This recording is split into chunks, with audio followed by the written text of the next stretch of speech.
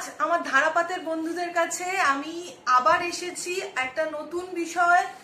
একাদশ শ্রেণীর আবারও একাদশ শ্রেণীর পাঠ্য আমার কাছে কমেন্টে এসেছে, যে অনুরোধ এসেছে বলবো, যে একাদশ শ্রেণীর পাঠ্য গ্যালিলিও আর তেলেনাপোতার আবিষ্কারটা একবার বোঝাতে। তাই আমি চেষ্টা করছি গ্যালিলিও বোঝাতে। গ্যালিলিও হলো বিজ্ঞানাচার্য সত্যেন্দ্রনাথ বসুর লেখা একটি প্রবন্ধ সাহিত্য, বিজ্ঞান বিষয়ক প্রবন্ধ সাহিত্য। তাই আজকে আমার পাঠ্য একাদশ শ্রেণী পশ্চিমবঙ্গ সরকার এবং সিবিএসই একাদশের প্রবন্ধ, সাহিত্য প্রবন্ধ গ্যালিলিও, যেটা লিখেছেন বিজ্ঞানাচার্য সত্যেন্দ্রনাথ বসু। গ্যালিলিও প্রবন্ধটি সত্যেন্দ্রনাথ বসুর একটি বিজ্ঞান। সত্যেন্দ্রনাথ বসু মূলত একজন বৈজ্ঞানিক, তো তার বেশিরভাগ রচনায় বিজ্ঞান বিষয়ক, বিজ্ঞানকে কেন্দ্র করে তার রচনা। গ্যালিলিও এরমই একটি প্রবন্ধ যেটা বিজ্ঞানের ওপর নির্ভর করে লেখা হয়েছে। তো গ্যালিলিও বোঝানোর আগে প্রতিবারই যেমন আমি লেখকের একটু পরিচিতি দিয়ে আমি সত্যেন্দ্রনাথ বসুর একটু পরিচিতি দেব। তো সত্যেন্দ্রনাথ বসুর জন্ম হচ্ছে 1894 সালের 1 জানুয়ারি। তার 7টা বোন এবং তিনি এক ভাই ছিলেন, এবং তার বাবা ছিলেন ব্রিটিশ ইস্ট ইন্ডিয়া কোম্পানির রেল দপ্তরের অধীনে একজন ইঞ্জিনিয়ার। তো সত্যেন্দ্রনাথ বসুর আদি বাড়ি হচ্ছে নদিয়ার বড় জাগুলিয়া, কিন্তু কর্মসূত্রে তার বাবা যেহেতু কলকাতায় ছিলেন, তাই উত্তর কলকাতার গোয়াবাগান অঞ্চলে তাদের নিবাস ছিল, এবং 5 বছর বয়স থেকে লেখকের বিজ্ঞানীর লেখাপড়া জীবন শুরু হয়। এরপর থেকে তার জীবনে জয়যাত্রার সূত্রপাত। প্রতিটি ক্ষেত্রেই তিনি চূড়ান্তভাবে সাফল্য পেয়েছেন। স্নাতকে তিনি প্রথম হয়েছিলেন, স্নাতকোত্তরও তিনি প্রথম বিভাগের প্রথম হয়েছিলেন।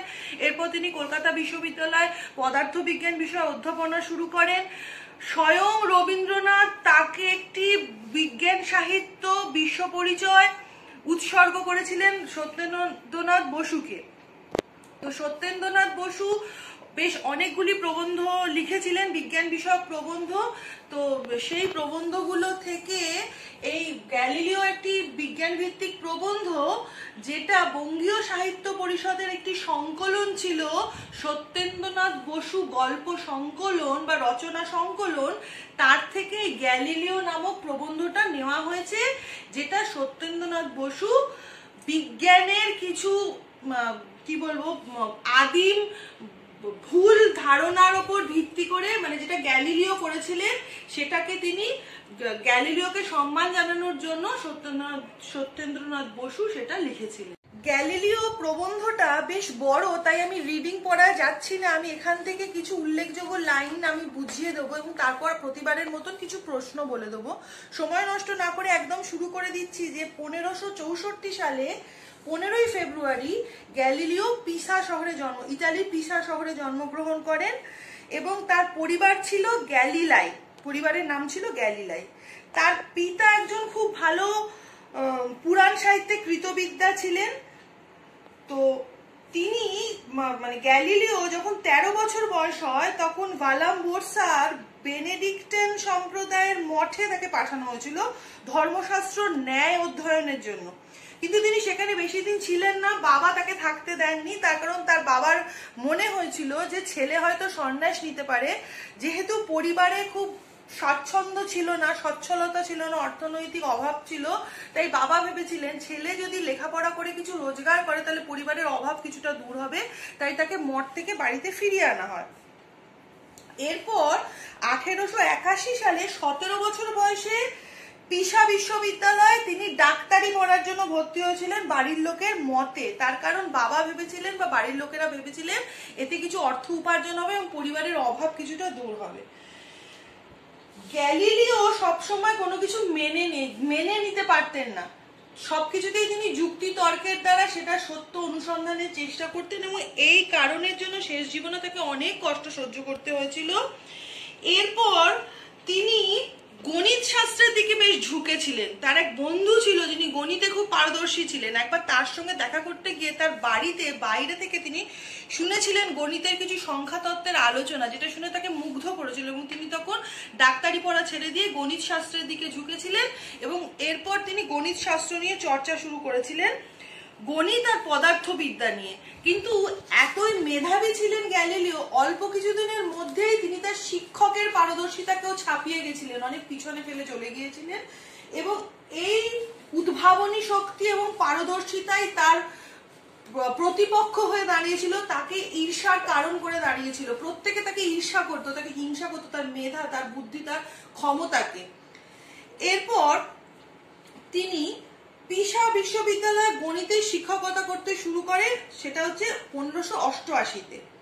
তখন 60 স্কুডি হলো ওদের কারেন্সি, মাত্র 60 স্কুডিতে তিনি সেখানে পড়াতে শুরু করেন, যেটার অর্থমূল্য বর্তমানে 900 থেকে 1000 টাকা বাৎসরিক হতে পারে। এরপর তার বাবা মারা গেলেন 1591 সালে, আর তার একটা ভাই ছিল মাইকেল অ্যাঞ্জেলো, যিনি গান বাজনা করতেন। পরিবারে গ্যালিলিও স্ত্রী এবং তার 7 ছেলে মেয়ে, এত বড় পরিবারের ভরণ পোষণ করার দায়িত্ব পুরোটাই গ্যালিলিওর ওপর ছিল। ফলে সারাটা জীবন, মানে মোটামুটি বেশ জীবনের অনেকটা অংশ তাকে অনেক পরিশ্রম করে সংসার প্রতিপালন করতে হয়েছে, এবং সেই সঙ্গে তার বিজ্ঞান চর্চাও চালিয়ে যেতে হয়েছে। তিনি কোনো কিছুতেই থামেননি। এরপর 1592 সালে তিনি পাডুয়া বিশ্ববিদ্যালয়ে আসেন, এবং সেখান থেকে তার বিজ্ঞানী জীবনে শুরু হয়। সেখানকার ডিউক ছিলেন, যিনি, তার ছেলে কসমো ছিল গ্যালিলিওর খুব প্রিয় ছাত্র। আচ্ছা, গ্যালিলিও প্রসঙ্গে বলবো যে গ্যালিলিও তখন টলেমির যুগ চলছিল, অর্থাৎ টলেমি সংখ্যাতত্ত্ব বা টলেমি জ্যোতিষশাস্ত্র নিয়ে লোকের বিশ্বাস ছিল অটুট, এবং বলা হতো পৃথিবী স্থির এবং তাকে কেন্দ্র করে সমস্ত গ্রহ উপগ্রহরা ঘুরছে। কোপারনিকাস ছিলেন সেই টলেমির মতের বিরোধী, যিনি বলতেন না পৃথিবী স্থির নয়, পৃথিবী চলমান, সূর্য স্থির। তো আমাদের গ্যালিলিও কিন্তু কোপারনিকাসের মতের পক্ষে ছিলেন, এবং তিনি টলেমির মতকে ভ্রান্ত প্রমাণ করার চেষ্টা করেছিলেন তার বিজ্ঞান সাধনা এবং পরীক্ষা নিরীক্ষার মাধ্যমে, যুক্তিতর্কের মাধ্যমে। তো তার এই কাজে তৎকালীন প্রচলিত ধারণায় আঘাত লাগে, এবং তাতে কি হয়, তার সমস্ত সঙ্গী বন্ধু বান্ধবরা, তার শিক্ষকরা, তার সহকর্মীরা সকলেই তার বিরূপ হয়ে পড়েন, তার বিরাগ ভাজন হন, এবং প্রত্যেকে তাকে কিছুটা অ্যাভয়েড করতে শুরু করেন। এবং দেখা যায় যে একটা টাইমে গ্যালিলিও প্রত্যেকের বিরাগ ভাজন হয়েছে, এবং কেউ তার মতটা মেনে নিতে চাইছে না। তারা সকলেই বলছে যে গ্যালিলিও বাইবেলের বিরোধিতা করছে, গ্যালিলিও টলেমির বিরোধিতা করছে, এবং গ্যালিলিও ভুল শিক্ষা দিতে চাইছে ছাত্র সমাজকে এবং সকলকে। তাই সবাই গ্যালিলিওকে প্রতিপক্ষ বলে মানতে শুরু করে। এরপর 1609-তে একটা নতুন ব্যাপার ঘটলো। হল্যান্ডের একজন কাঁচের লেন্স নাড়াচাড়া করতে করতে একটা দূরবীন আবিষ্কার করলো, কিন্তু দূরবীনটার একটাই সমস্যা ছিল, সব ছবি উল্টো আসতো। গ্যালিলিও এই খবরটা পেয়ে সেখানে গেল, তিনি ওই লেন্সটা নিয়ে আরো সুন্দর, আরো উন্নত একটা দূরবীন তৈরি করে ফেললেন, যেখানে যে ছবিটা আসতো লেন্সে সেটা সোজা।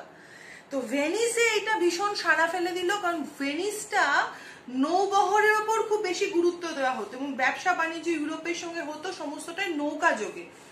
তো তখন ঠিক করা হলো যে গ্যালিলিও তৈরি সেই দূরবীন সমস্ত নৌবহরের মধ্যে লাগানো হয়, ফলে গ্যালিলিওকে অনেক দূরবীন তৈরির বরাদ দেওয়া হলো। ফলে গ্যালিলিওর অর্থনৈতিক অবস্থা খুব উন্নত হয়ে গেল, তার কাজ প্রচুর বেড়ে গেল, এবং তার বাড়িটা মূলত একটা ফ্যাক্টরি, একটা কর্মশালায় পরিণত হলো। এদিকে গ্যালিলিও তার বিজ্ঞান সাধনাও করে যাচ্ছেন, এবং তিনি মনে মনে চাইছেন যে এই সময় তিনি ফ্লোরেন্সে চলে যাবেন, কারণ ফ্লোরেন্সে গেলে তিনি কাজের, তার বিজ্ঞান সাধনার, তার পরীক্ষা নিরীক্ষার অনেক সময় পাবেন। তো এই সময় তার যে প্রিয় ছাত্র ছিল কসমো, তাকে খুব সাহায্য করেছিল, এবং তাকে 1000 স্কুডি বেতনে সেখানে রাখা হয়েছিল। তো এখানে গ্যালিলিও আরেকটা কাজ করে ফেললেন। সেই সময় প্রাচীন ল্যাটিনে যে সমস্ত ধর্মশাস্ত্রগুলো ছিল সেগুলো খুব দুর্বোধ্য ল্যাটিন ভাষা, বেশিরভাগ লোকই ল্যাটিন বোঝে না। গ্যালিলিও চাইলো সেই বাইবেলের এবং অন্যান্য ধর্মশাস্ত্রের অনুবাদ করতে ইতালিয়ানে, কারণ সেই সময় যে ইতালিতে যে সমস্ত মানুষের অক্ষর পরিচয় ছিল তারা তাহলে সেগুলো পড়বে, বুঝতে পারবে, ভুল ত্রুটিগুলো তারা বুঝতে পারবে। কারণ গ্যালিলিও এটা বুঝে নিয়েছিলেন যে জোর করে মানুষের ওপর কিছু চাপিয়ে দেওয়া যাবে না। আমি কোনো ধারণা বললাম ভুল, মানুষ এটা যতক্ষণ না নিজে পড়বে, যতক্ষণ না নিজে জানবে, ততক্ষণ সেটা মানবে না।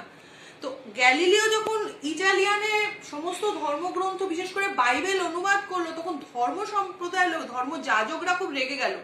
তারা দেখলো গ্যালিলিও যেটা করছে সেটা তো মারাত্মক ঘটনা, মানে আমরা এতদিন যে ভুলগুলো মানুষকে বুঝিয়েছি সেগুলো আবার ভুল বলে প্রমাণিত হয়ে যাবে। ফলে তারা গ্যালিলিওকে একদম মানে তার বিরুদ্ধে এত ষড়যন্ত্র শুরু করলো যে গ্যালিলিও একেবারে এক কোণে হয়ে গেল। এই সময় বেলারিমিনকে পাঠানো হলো, যিনি গ্যালিলিওর খুব শুভাকাঙ্ক্ষী এবং খুব ভালো বন্ধু ছিলেন, গ্যালিলিওকে বোঝানোর জন্য। কিন্তু গ্যালিলিওকে যখন থামানো গেল না, তখন তাকে কারারুদ্ধ করা হলো এবং তাকে জোর করে বাই ফোর্স বলানো হলো যে আমি এতদিন যেগুলো বলেছি সব ভুল, আমার মন গড়া, যেগুলোর মধ্যে কোনো বৈজ্ঞানিক সত্য নেই। গ্যালিলিও বাধ্য হয়ে এই ভুলগুলো বলল, কিন্তু তারপরও তিনি তার যে বিজ্ঞান সাধনা, যে বৈজ্ঞানিক পরীক্ষা নিরীক্ষা, সেগুলোকে তিনি চালিয়ে যেতে লাগলেন। ফলে গ্যালিলিওকে প্রথমে সিয়েনাতে নজরবন্দি করা হলো আর্চ বিশপের কাছে, তারপর ফ্লোরেন্সে নিজের বাড়িতে অন্তরীণ করা হলো। এরপর গ্যালিলিওর জীবনের শেষ 9টা বছর খুব দুঃখ কষ্টে কাটে, খুব নির্যাতনে কষ্টে কাটে। তারপর তিনি আস্তে আস্তে চোখের যে দৃষ্টিশক্তি সেটা হারাতে শুরু করেন এবং বিজ্ঞানের সাধনা করতে করতে একটা মনের মধ্যে যে সমস্ত বৈজ্ঞানিক চিন্তা ভাবনা সব মিলিয়ে তার মাথারও একটুখানি গোলযোগ শুরু হয়। এরপর 1642-এ 8ই জানুয়ারি 77 বছর বয়সে তার মৃত্যু হয়। যে ইনকুইজিশন বিচারকের সামনে তিনি হাঁটু গেড়ে বসে বলেছিলেন যে তার যে সমস্ত পরীক্ষা নিরীক্ষা সব ভুল, তারপরও তিনি বলেছিলেন এ সত্ত্বেও পৃথিবী চলমান। তিনি কিছুতেই মানেননি যে পৃথিবী স্থির এবং অন্যান্য গ্রহরা ঘুরছে। আচ্ছা, এরপর গ্যালিলিওর যে পরীক্ষা নিরীক্ষা সত্যতা, তার যুক্তির সত্যতা তার সময় একেবারেই সমাদৃত হয়নি, তিনি সম্মান পাননি, তার বিরুদ্ধে ষড়যন্ত্র করা হয়েছিল। কিন্তু তার মৃত্যুর পরও তিনি মানুষের মনে অমর হয়ে রয়েছেন। 400 বছর বাদেও তার প্রতি নানা লোকের ভক্তির অর্ঘ্যের সেই সত্য ঘোষণা হয় এবং বোঝা যায় যে সত্যমেব জয়তে, মানে যেটা সত্য তার জয় নিশ্চিত। যতই সত্যকে চাপা দেওয়ার চেষ্টা করা হোক, সত্য কিন্তু কখনো চাপা থাকে না। এবং গ্যালিলিওর আবিষ্কার, গ্যালিলিওর রচনা, গ্যালিলিওর সত্য প্রতিষ্ঠা এটাই প্রমাণ করেছিল যে সত্য সবসময় জয় হবে, সত্যের কোনো পরাজয় নেই। তো এটা হলো গ্যালিলিও প্রবন্ধটা, যেটা সত্যেন্দ্রনাথ বসু লিখেছেন। আমি চেষ্টা করলাম সেটা বোঝাতে। এবার আমি সময় নষ্ট না করে তোমাদের কিছু গুরুত্বপূর্ণ প্রশ্ন বলে দেবো গ্যালিলিও থেকে। তো গ্যালিলিও থেকে যে সমস্ত প্রশ্নগুলো খুব ইম্পর্টেন্ট প্রশ্ন, এমসিকিউ টাইপের, সেটা হচ্ছে প্রথমে তিনি শিক্ষকতা করে কত মাইনে পেতেন, 60 স্কুটি। তারপর গ্যালিলিও যে যন্ত্রটা আবিষ্কার করেছিলেন সেটা কি, সেটা হচ্ছে দূরবীন। তারপর গ্যালিলিও কি ভালোবাসতেন, তিনি সঙ্গীত আর চিত্রকলা খুব ভালোবাসতেন। তিনি যদি বিজ্ঞানী না হতেন তাহলে হয়তো তিনি চিত্রশিল্পী হতেন। তারপর হচ্ছে বেলারিমিন কে, তিনি গ্যালিলিওর খুব ভালো বন্ধু এবং শুভাকাঙ্ক্ষী ছিলেন। এরপর গ্যালিলিওর যে ভাই ছিল মাইকেল অ্যাঞ্জেলো, তিনি কি করতেন, তিনি সঙ্গীত চর্চা করতেন। এরপর গ্যালিলিও যে কসমোর কাছে ফ্লোরেন্সে চলে গেছিলেন, তখন তিনি কত বেতন পেতেন, তখন তিনি 1000 স্কুটি বেতন পেতেন। গ্যালিলিওর জীবনের কত বছর খুব কষ্টে কেটেছিল, শেষ 9 বছর খুব কষ্টে কেটেছিল। তো এইগুলো মোটামুটি এমসিকিউ প্রশ্ন। এত সময়টা কম থাকে, ভিডিওটা যেহেতু খুব বড় হয়ে যায়, তাই জন্য আমি এবার তোমাদের কিছু বড় প্রশ্ন বলে দেবো। 1 নম্বর প্রশ্ন তো গ্যালিলিও নামকরণের সার্থকতা, খুব ইম্পর্টেন্ট প্রশ্ন। নামকরণের সার্থকতা বলতে গেলে বলা যায় যে পুরো বিষয়টাই বিজ্ঞান ভিত্তিক এবং সত্যেন্দ্রনাথ বসু যে প্রবন্ধটাতে গ্যালিলিওর জীবনে বাল্যকাল, তার অধ্যয়ন, তার পরিশ্রম, তার অধ্যবসায়, তার বৈজ্ঞানিক পরীক্ষা নিরীক্ষা, তার সঙ্গে ধর্মযাজকদের মতের অমিল, তারপর সত্যের প্রতিষ্ঠা, সমস্তটাই এই গল্পের মধ্যে লিখেছেন। তাই নামকরণ গ্যালিলিও সম্পূর্ণ সার্থক হয়েছে। এটা তো গেলে 1 নম্বর প্রশ্ন। তারপর হচ্ছে সবকিছু শেষে ওই যে এত সত্ত্বেও তিনি বলেছেন পৃথিবী চলমান, এই কথাটা কেন বলেছেন? কারণ গ্যালিলিও যে কোপার্নিকাসের মতামতটাকে মেনে নিয়েছিলেন মনের থেকে, তাকে বাধ্য করা হয়েছিল, ধর্মযাজকরা বাধ্য করেছিল বলতে যে আমি যেগুলো আবিষ্কার করেছি বা কোপার্নিকাস যেগুলো বলেছেন সেগুলো ভুল, কিন্তু মন থেকে তিনি মানেননি। তাই যখন তিনি হাঁটু গেড়ে বসে বলেছিলেন, কিন্তু তারপরও তিনি উঠে দাঁড়িয়ে এই কথাটা বলেছিলেন যে এত পরেও পৃথিবী চলমান, মানে তিনি মনে প্রাণে বিশ্বাস করতেন যে পৃথিবী চলমান এবং অন্যান্য গ্রহদের মতোই পৃথিবী সূর্যকে আবর্তন করছে। আর একটা ইম্পর্টেন্ট প্রশ্ন হচ্ছে যে গ্যালিলিওর এই স্বভাবের জন্য তাকে শেষ জীবনে অনেক কষ্ট পেতে হয়েছিল। কেন কষ্ট পেতে হয়েছিল বা কিভাবে কষ্ট পেতে হয়েছিল? আর একটা খুব ইম্পর্টেন্ট প্রশ্ন, 1609 সালে একটা অদ্ভুত মানে একটা নতুন ঘটনা ঘটেছিল। কি ঘটনা ঘটেছিল, কিভাবে, সেটা ওই লেন্স দিয়ে দূরবীন তৈরির ব্যাপারটা বলতে হবে। মোটামুটি আর প্রশ্ন সেরকম গ্যালিলিও থেকে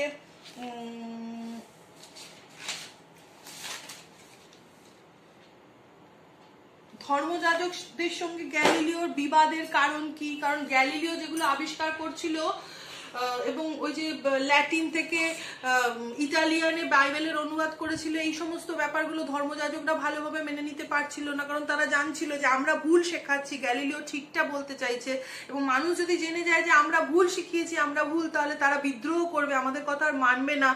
তো এটাই ছিল ধর্মযাজকদের সঙ্গে গ্যালিলিওর বিরোধিতার প্রধান কারণ। এই প্রশ্নগুলো তোমরা একটু খাতায় লিখবে এবং আমি যেটা বললাম কানে একটু ভালো করে তোমরা দেখবে, শুনবে এবং নিজেরা গল্পটা খুব ভালো করে, যেহেতু একটা প্রবন্ধ, সাহিত্যের মধ্যে প্রবন্ধ বিষয়ক যে সমস্ত সাহিত্যের গল্পগুলো থাকে সেটা একটু জটিল, একটু কঠিন হয় এবং অনেক সাল রয়েছে, অনেক জায়গার নাম রয়েছে, অনেক চরিত্র রয়েছে। তো গ্যালিলিওটা যখন তোমরা পড়বে, এটাই আমার অনুরোধ, তোমরা বারে বারে অন্তত 3-4 বার খুব ধীরে ধীরে রিডিং পড়বে, তারপর এটা কানে শুনলে তোমরা অনেকটা, তোমাদের বোঝার অনেকটা সুবিধা হবে।